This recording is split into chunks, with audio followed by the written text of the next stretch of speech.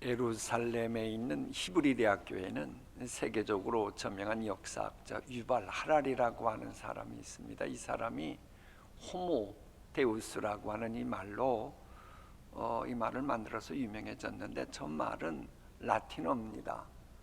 호모는 사람, 그리고 데우스는 신, 이 신같이 된 인간, 뭐 이런 의미로 사용했는데, 도대체 어떻게 인간을 가리켜 신이 된 존재라고 호모데우스라고 말할 수 있는가? 이렇게 뭐 세계적인 저명한 학자가 뭐 그저 말했겠어요. 나름대로 이제 근거를 내는 거예요. 인류 문명사에 있어서 기아 문제, 기근 문제가 심각했었는데 요즘은 국제기구에서 얼마든지 도와주잖냐. 그러니 굳이 뭐 하나님이 나설 필요가 없다. 그리고 또 하나, 이 전염병 같은 게 뭐 무섭다 그러는데, 뭐 스페인 독감이나 뭐 패스트 같은 팬데믹 질병 더 이상 일어나지도 않을 거고, 혹 일어나도 인간의 노력으로 그동안 극복한 거 아니냐. 뭐 굳이 뭐 하나님이 치료해야 된다, 그럴 필요 없다. 그리고 또 이제 인류 문명사에 보면 전쟁이 그렇게 많은데 요즘은 핵무기가 발달해 가지고 핵무기 사용하면 모두 다 죽는데, 누가 모두 다 죽는 그런 전쟁을 일으키려고 그래. 그러니 뭐 하나님이 굳이 나서서 평화 안 해도 된다, 뭐 이런 주장입니다. 여러분 어떻게 생각하세요? 사실 인공지능의 출현 등 4차 산업혁명의 출현으로 인해서 유발인지 사발인지 뭐 이 사람의 주장이 인기는 끌었어요. 근데 이와 비슷한 생각을 했던 기업가가 한국에도 있었습니다. 고 이병철 씨는 과학이 끝없이 발달하면 신이란 존재는 부정되는 거 아니냐, 부정되어야 되는 거 아니냐, 이런 궁금증이 있었다 그래요. 그런 궁금증에 대해서 이제 한국 실존하는 최고의 석학이라 할 수 있는 이어령 박사가 재미난 이야기를 했어요. 그걸 굳이 이제 쉽게 풀었으면 그런 겁니다. 어느 날 초능력 인공지능을 로봇이 하나님에게 도전장을 냅니다. 이 성경에 보면 열매로 안다 그랬는데, 하나님 당신이 만든 인간하고 내가 유전자를 조작해가지고 장수하도록 만든 인간하고 누가 더 우세한지 보자고. 그래서 우세한 인간을 만든 그게 만약 그게 나 로봇이라면 하나님 당신 자리에서 내려와야 된다고. 그러니까 하나님께서 웃으시면서 예화입니다. 예화, 성경에 어딨냐 그러지 말고 한번 그렇게 해보라고. 그러니까 이제 이 초능력 인공지능 로봇가 창조주 하나님이 그랬던 것처럼 흙을 모아가지고 만들려고 그러니까 하나님 잠깐, 그건 내가 만든 거야. 네가 만들어서 해. 그리고 유전자 조작하는 모든 뭐 기구들, 금속, 재료, 그거 내가 만든 거야. 그것도 네가 만들어서 해. 그러니까는 초능력 인공지능 로봇가 할 수 있는 게 하나도 없는 거예요. 저 고개를 푹 숙이고 그저 하나님 면전에서 그냥 주랭랑 쳤다, 뭐 이런 이야기입니다. 여러분, 기아 문제 해결한다고요? 그거 해결하려면 하나님이 지구촌 어딘가에게는 풍년을 주셔야 그쪽으로 갈 거 아닙니까? 그리고 또 그것도 기근으로 불쌍히 여기는 마음을 하나님이 주셔야지. 여러분 TV에 보면 뭐 기아대책이니 뭐 물 가지고 못 마셔서 하는 그거 볼 때마다 여러분 그때마다 나는 뭐 몇만 원씩 보낸다는 분 혹시 한번 손들어 보실래요? 어쩌다 한 거 말고 볼 때마다 한다고 하는 거 쉽지 않아요. 하나님이 불쌍히 여기는 마음 주셔야 되는 겁니다. 뭐 전염병 치료한다고요? 그것도 페니실린 발견처럼 뭐 곰팡이건 뭐건 다 하나님이 만들어 주셔야 되고, 그렇게 할 수 있는 지혜 주셔야 되고요. 전쟁도 천하보다 귀한 영혼이라고 하는 생각이 들어야 전쟁하지 않지요. 다 하나님이 뒤에서 심실어 줄 때만 인류 문제가 해결되는 겁니다. 뭐 그런데도 호모 데우스라 이거 웃기는 이야기인데 이런 웃기는 이야기에 하나님 믿기 싫어하는 엘리트들이 얼마나 많이 넘어가고 교회 떠납니까? 물론 이 목회자는 이어령 박사님처럼은 안 돼요. 왜? 성경은 분명히 하나님께서는 질투하는 하나님이라 그러시면서 하나님께 도전장 내에는 인간들은 우상을 하나님은 가만두시지 않는다는 성경이 얼마나 많은데요. 그래 유발 하라리를 비롯해서 인간들이 하나님을 우습게 여기는 과운운하자 하나님께서 어떻게 하셨어요? 코로나19 팬데믹 딱 허락하시니까 그렇게 코로나19 사태 이전까지 4차 산업혁명 인공지능 로봇 하던 인간들 지금 그들이 하는 말이 매스컴 타나봐요. 다 쏙 들어가잖아요. 인간의 능력이 얼마나 허망하게 무너지는가를 하나님이 마음만 잡수시면 그리 할 수 있는 겁니다. 여러분 성경은요 말세지 말이 될수록 오히려 빈부격차가 심해지면서 기아 문제, 질병 문제, 전쟁 문제가 더 심각할 것이라고 말씀하셔요. 또 인류 역사를 보면 과학이 발달할수록 문제가 해결된 게 아니고 더 많은 비극이 일어났던 것도 분명 사실입니다. 그럼에도 궤변을 늘어놓으면서 하나님의 말씀을 경청하게 하지 못하게 하는 것, 그것이 바로 악한 세대입니다. 여러분 본문이 말하는 악한 세대라고 하는 것은 도덕윤리 차원이 아니고 하나님의 말씀을 외면하고 세상 유행 풍조를 신처럼 떠받드는 세대를 종합해서 지칭해서 그렇게 말합니다. 신랑 대신 하나님 외면하고 세상 유행 풍조와 데이트하고 간음하기에 마태복음에서는 이런 악한 세대를 음란한 세대라고 하는 용어까지 추가시킵니다. 함께 읽어볼까요? 예수께서 대답하여 이르시되 악하고 음란한 세대가 표적을 구하나. 그러면 이런 악한 세대를 살아가면서 송구영신해야 되는 연말연시를 보내야 하는 우리에게 필요한 복음이 무엇입니까? 우리 예수님은 이렇게 말씀하십니다. 무리가 모였을 때 예수께서 말씀하시되 이 세대는 악한 세대라. 표적을 구하되 요나의 표적밖에는 보일 표적이 없나니. 저 말씀은 지금도 마찬가지입니다. 2021년 마무리되는 지금 우리에게 필요한 똑같은 말씀이에요. 지금 코로나19 사태로 인해서 많고 많은 사람들과 기업들이 나라 형편도 심지어는 교계까지도 막 추락했어요. 내려갔어요. 요나도 그리했던 것처럼. 그러나 요나는 나중에 다시 3일 만에 모든 것이 정상 회복되는 은혜를 누리잖아요. 우리 주님은 지금도 저는 표적밖에 우리에게 하실 복음이 정말로 마땅한 게 없다고 말씀하십니다. 그럼 이 요나의 표적을 알아보기에 우리는 요나서로 가보아야 합니다. 우리 함께 읽도록 하겠습니다. 요나가 물고기 뱃속에서 그의 하나님 여호와께 기도하여 이르되 내가 산의 뿌리까지 내려갔사오나 주께서 내 생명을 구덩이에서 건지셨나이다. 주께 제사를 드리며 나의 서원을 주께 갚겠나이다. 구원은 여호와께 속하였나이다 하니라.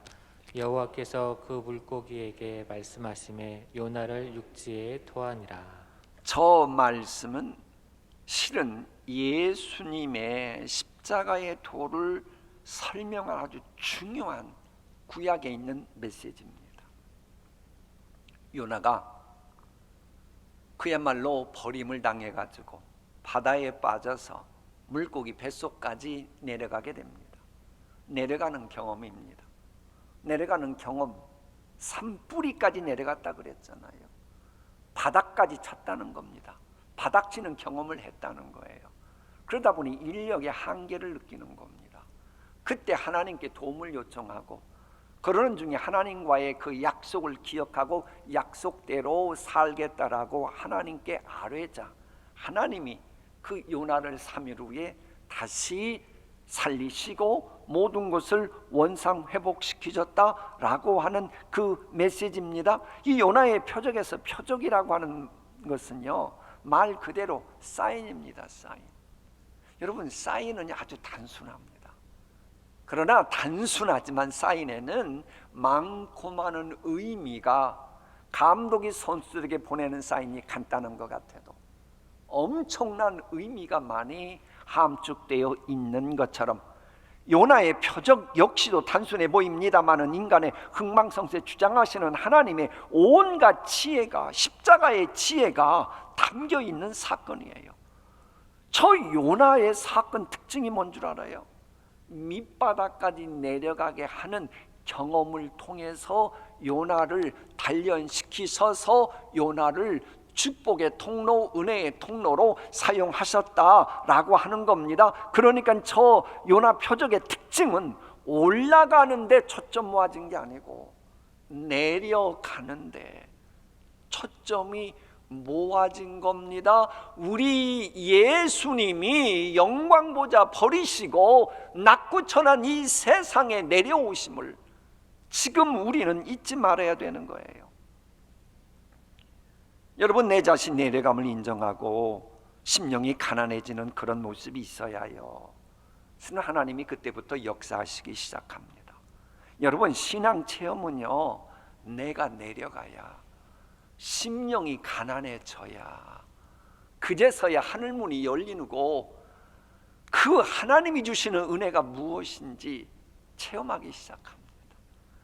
내가 내려가지 않으면, 마음이 비워지지 않으면 하나님은 그 어떤 은혜 주신다라고 하는 보장을 하기가 어려워요. 실은 이게 바로 로마 캐톨릭과 우리 개신교의 차이점입니다. 여러분, 이 로마 캐톨릭에서도 중세 시대까지 아주 영성 훈련을 열심히 했던 그런 분들이 있었습니다.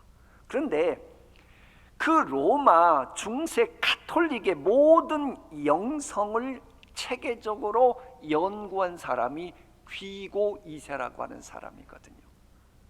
그런데 그의 모든 중세 카톨릭 영성을 압축시킨 건 뭐냐? 올라감의 영성입니다. 올라감의 영성. 그런데 우리 개신교는 말틴 루터를 비롯해서 내려감의 영성입니다. 물론 자신을 비우는 내려감의 영성은 모든 문제를 해결하는 십자가의 영성으로 이어지고 해서 부활 승천으로 숭귀하는 영성이에요. 그런데 여러분, 올라가는 것은, 높아지는 것은 내 소관이 아니고 그건 누구 소관이다? 하나님 소관인 거예요. 우리 예수님 보세요. 예수님 그렇게 낮아지시고 십자가에서 죽기까지 하셨습니다. 지옥까지 내려가셨잖아요. 그런데 올리시는 것은 부활하신 거, 우리 성부 하나님이 하시는 거잖아요. 우리 여러분, 신앙생활은 그래야 됩니다. 우리는 내려가는 것밖에 할 게 없습니다. 아멘 안 할 줄 알았어요. 예수님은 그래서 으뜸이 되고자 하느냐? 그건 니들이 할 게 아니고 낮아져라, 섬겨라, 그걸 말씀하시는 거예요. 그래서 심령이 가난한 자가 복이 있다고 하는 겁니다. 그런데 이 심령이 가난하다라고 하는 것은 빈 그릇을 의미합니다. 빈 그릇 되어야 은혜가 풍성하신 하나님이 시마다 때마다 여러분에게 베풀어 주실 거 아닙니까? 물론 주님 앞에서의 빈 그릇이어야 합니다. 혹시 세상 유행풍조 남 의식해가지고 내 마음을 비우면 그런 사람은 반드시 타락하고 더 잘못됩니다. 우리 예수님 말씀이에요. 함께 읽어볼까요? 더러운 귀신이 사람에게서 나갔을 때에 물 없는 곳으로 다니며 쉬기를 구하되 쉴 곳을 얻지 못하고 이에 이르되 내가 나온 내 집으로 돌아가리라 하고 와 보니 그 집이 비고 청소되고 수리되었거늘 이에 가서 저보다 더 악한 귀신 7을 데리고 들어가서 거하니 그 사람의 나중 형편이 전보다 더욱 심하게 되느니라. 이 악한 세대가 또한 이렇게 되리라. 본문에 나오는 악한 세대가 나오는 저 말씀의 메시지는 뭐예요? 아무리 악한 세대라고 해도 요나의 표적이라고 그 흉내낸다고 해가지고 귀신 앞에서 그랬다가는 오히려 더 악한 귀신 7이 들어와 갖고 상황이 더 악화된다라고 하는 겁니다. 그러니까 주님 앞에서 내가 낮아지는 겁니다. 주님 앞에서 심령이 가난해지는 거예요. 이게 바로 불교의 그 공 개념하고 다른 겁니다. 우리는 분명히 예수 그리스도가 정해진 겁니다. 여러분, 그릇은요, 특징이 비워 있어야 합니다. 비워 있을 때 물이 들어가면 물컵이 되는 것이고, 비워 있을 때 우유가 들어가면 우유컵이 되는 것이고, 주스가 들어가면 주스컵이 되는 것이고, 밥이 들어가면 밥 그릇이 되는 겁니다. 이제 묻습니다. 연말연시 보내는 여러분의 마음 그릇에는 무엇을 담으시겠습니까? 지금 무엇이 여러분의 마음속에 담겨져 있습니까? 주님은 말씀을 담으라고 하십니다. 그래, 우리가 500년 멘토링 교육할 때 강조했던 게 있죠. 경건생활, 그게 뭐냐? 경건훈련은 복잡하게 생각하지 마십시오. 제발 일어나서 첫 시간 단 몇 분이라도 성경을 좀 읽으십시오. 하나님의 말씀을 마음속에 담으라고 했던 겁니다.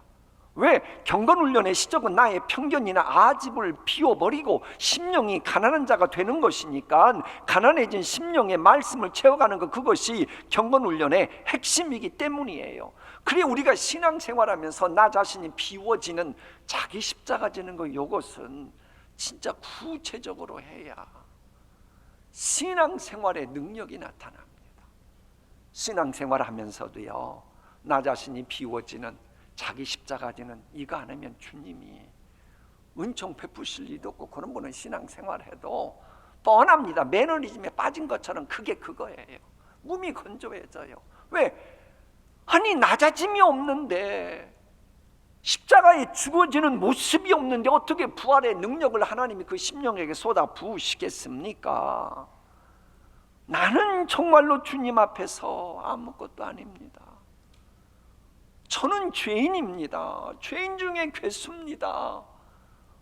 이런 마음 자세를 가지고 어거스틴이, 아니 그 프란시스가 말했던 것처럼, 내가 아무리 성자라고 해도 시간 지나고 나면, 하나님, 제가 죄인입니다. 다른 사람에게 이런 은혜가 임했더라면 나보다 더 존귀한 주의 영광을 드러냈을 텐데, 이렇게 나가는 거예요. 이 십자가의 영성이 뭐냐? 영점 체험하는 겁니다. 여러분, 내가 아무것도 아니라고 하는 체험을 하면 겸손해집니다. 그럼 내가 지금 영점 체험하고 있는지 한번 여러분 스스로 몇 점인지 한번 보실래요? 올 2021년에 뭐가 뜻대로 되지 않았다고 불평, 원망만 가득한 교만한 모습 보인다? 여러분은 영점이 아닙니다. 영점 체험 못한 거예요. 오히려 그런 모습이 볼 때, 주님이 이런 은혜 베푸시려고 그랬는데 내가 그 기회를 활용하지 못했구나. 그리고는 나 자신의 문제점을 발견한다면 그분이 십자가에 체험한 분이고 영점 체험을 하는 분입니다. 영점 체험이 되면 다시 시작할 용기가 생겨요. 그래, 새해를 맞이하는 게 두렵지 않아요. 왜? 지금보다 더 바닥칠 게 없잖아요. 제로까지 내려갔으니까. 그러면 소망을 갖고 나아가는 상태로 자연스럽게 성령님이 인도해 주시는 겁니다. 예수님이 강조하시는 악한 세대가 어떤 세대인지 압니까? 내가 내려가는 번거로움을 포기합니다. 좁은 길 싫다는 겁니다. 그리고는 가볍고 쉬운 넓은 길, 넓은 문으로만 가려고 하는, 그게 바로 악하고 음란한 세대입니다. 불신자들이 누굽니까? 죄책감에 무뎌진 사람들이에요. 보통 우리 같으면 잘못했으면 하나님 죄송합니다, 마른 막대기보다도 못합니다, 그리고는 낮아지잖아요. 그런데 불신자들의 특징은 뭐냐? 죄 짓고서도 오히려 큰 소리 칩니다. 더욱더 악해져 가요. 혹시 교회 다닌다고 하면서도 언제부턴가 내가 잘못해놓고도, 부부간에도 잘못해놓고도 뻔뻔합니까? 죄송합니다. 그건 지금 불신자처럼 양심이 화인 맞아갈 확률이 아주 높은 사람입니다. 내가 내려가야 하나님의 은혜로 높아지는 이 체험을 하게 되는 겁니다. 그래, 여러분 요나 보세요. 낮아지잖아요. 낮아지니까 하나님이 그를 높이셔서 그 이방인 선교 역사에 그 선구자로 그의 이름이 자리매김하도록 하나님이 은총 베푸시는 이 선교가 뭡니까? 온 인류 구원과 맞물리는 개념이에요. 그렇다면 요나의 표적은 뭐냐? 온 인류 구원과 맞물려 있을 정도로 대단한 표적이기에 온 인류 구원의 메시아 주님은 본문에서 이렇게 증거하십니다. 함께 읽어봅니다.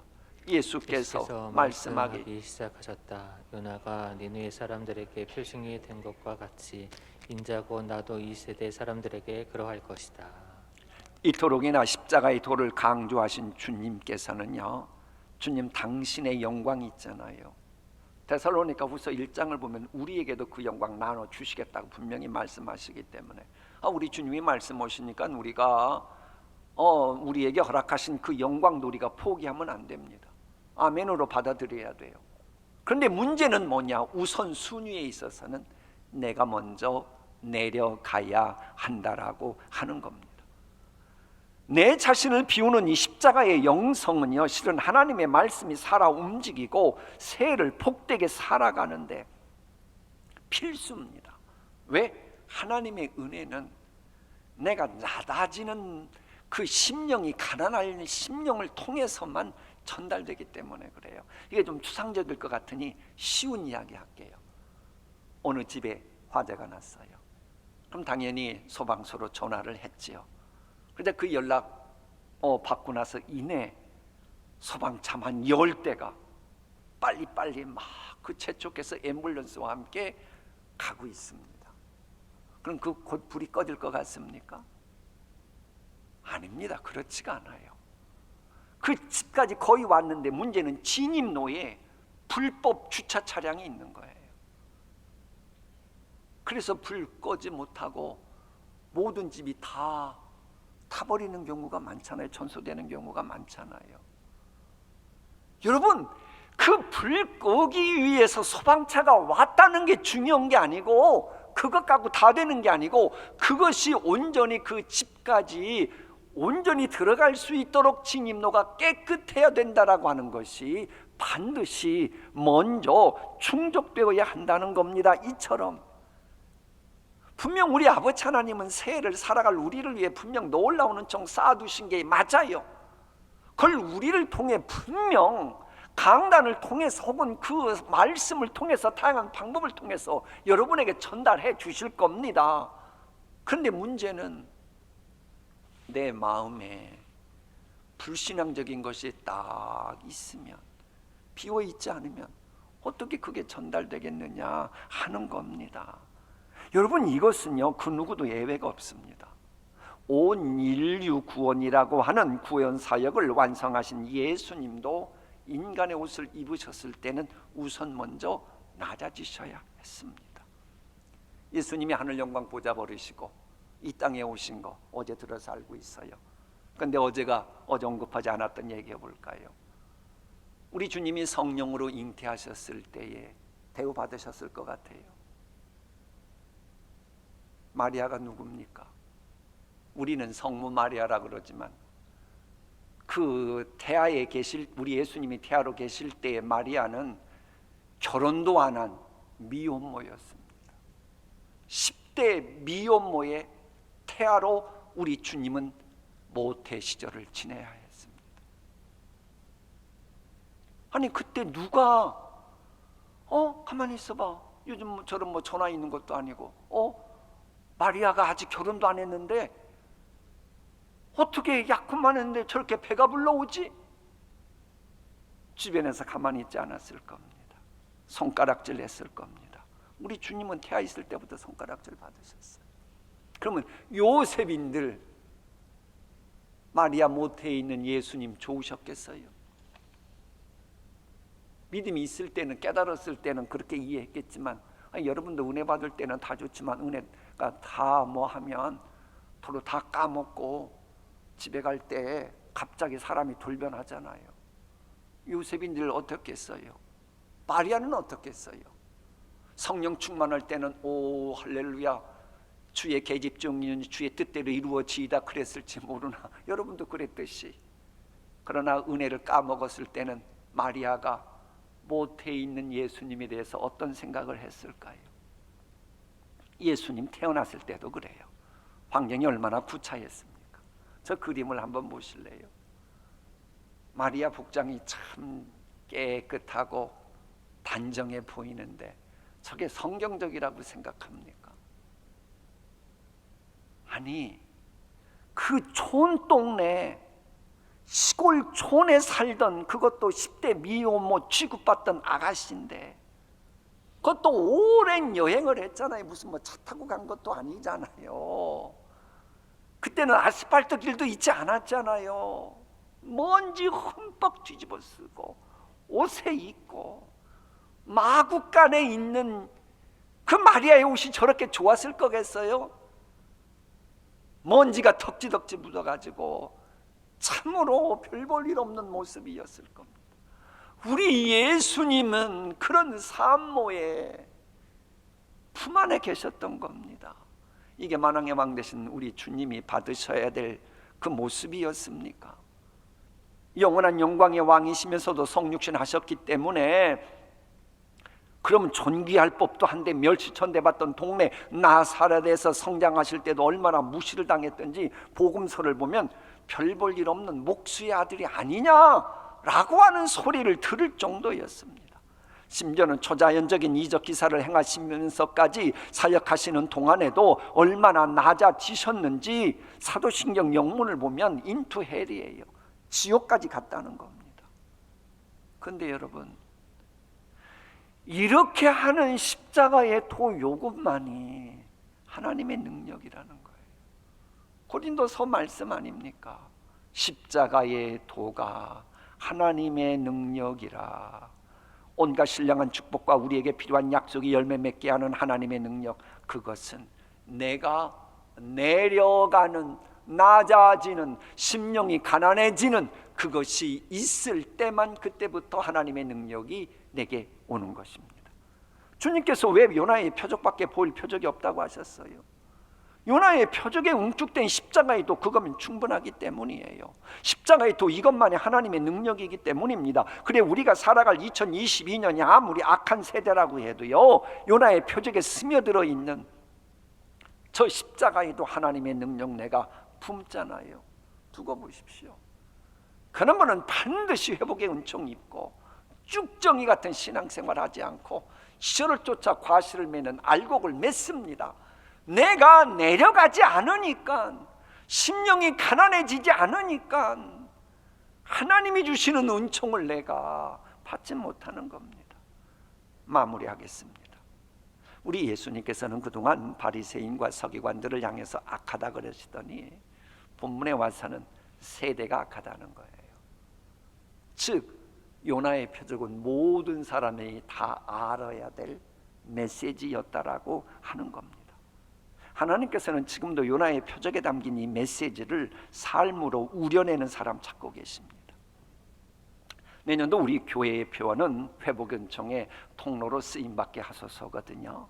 혹은 회복은총의 통로가 되게 하소서, 이제 이런 건데, 여러분 잊지 마십시오. 그동안 교회를 떠났던 분들 다시 찾고 회복하는 거 물론 중요합니다만은 그것이 먼저는 아닙니다. 먼저는 뭐냐? 지금 교회 나오고 있는 우리들이 먼저 예수님을 사랑하고 교회를 사랑하는 우리부터 그런 사람이 되어져 가는 게 먼저입니다. 회복해야 될 것이 무엇이냐고 여러분 자꾸 그러지 마세요. 그것도 중요합니다만 더 중요한 것은 회복 은총의 통로로 내가 만들어지는 게 더 중요합니다. 요나가 니느웨 성에 구원하는 그 사명이 중요합니다만은 요나 표적은 뭐예요? 네가 먼저 그리 사명을 감당할 수 있는 사람이 되는 것이 중요하다라고 하는 것이 요나의 표적 메시지였습니다. 우리 예수님도 온 인류 구원이라고 하는 엄청난 사명이 있었습니다만은 그것 때문에 이 땅에 오셨습니다만은 우선은 예수님 당신이 낮아지시고 십자가까지 죽으시는 이것을 반드시 해야만 했다라고 하는 겁니다. 이런 예수님을 마음속에 영접한 우리가 분명하다면 우리도 회복은총 통로가 되기 위해 나 자신이 내려가야 합니다. 이 하나님의 부르심을 받은 현대 기독교인들 가운데는요, 무엇인가 보상을 받기 위해 기독교인이 된 것으로 착각하는 분들이 있어요. 그러니까 이런 분들은 내가 원하는 것을 얻지 못하면 교회 떠나는 거예요. 아니, 교회가 내게 주는 게 없다는 거예요. 나는 무엇인가 바랐는데 원하는 거 못 해준다는 거예요. 성경에 이런 얘기가 어디가 있어요? 성경은 우리에게 뭘 말합니까? 자기 십자가를 지고 주님을 따르라, 높임을 받기 위해서 부름받은 게 아니라 날마다 나 자신을 부인하고 자기 십자가를 지고 나를 섬기라고 부르심 받은 거예요.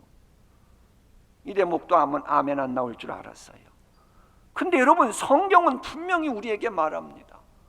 자기 십자가 지고 마음을 비우고 주님을 따르라는 거예요. 그러면 그 이상은 하나님이 알아서 책임지시겠다는 거예요. 우리 예수님 보세요. 우리 예수님이 그리 하시니 하나님이 우리 예수님을 어떻게 대하셨습니까? 그것은 우리를 똑같이 대하는 방식입니다. 그것을 다 함께 교독해서 읽고 오늘 설교 마치겠습니다. 성경에 있는 그 빌립보서 말씀인데 제가 세번역 성경으로 그대로 옮겼습니다. 여러분 안에 이 마음을 품으십시오. 그것은 곧 그리스도 예수의 마음이기도 합니다. 그는 하나님의 모습을 지니셨으나 하나님과 동등함을 당연하게 생각하지 않으시고 오히려 자기를 비워서 종의 모습을 취하시고 사람과 같이 되셨습니다. 그는 사람의 모양으로 나타나셔서 자기를 낮추시고 죽기까지 순종하셨으니 곧 십자가에 죽기까지 하셨습니다. 다 같이 그러므로 그러므로 하나님께서는 그를 지극히 높이시고 모든 이름 위에 뛰어난 이름을 그에게 주셨습니다. 아멘. 기도하십니다.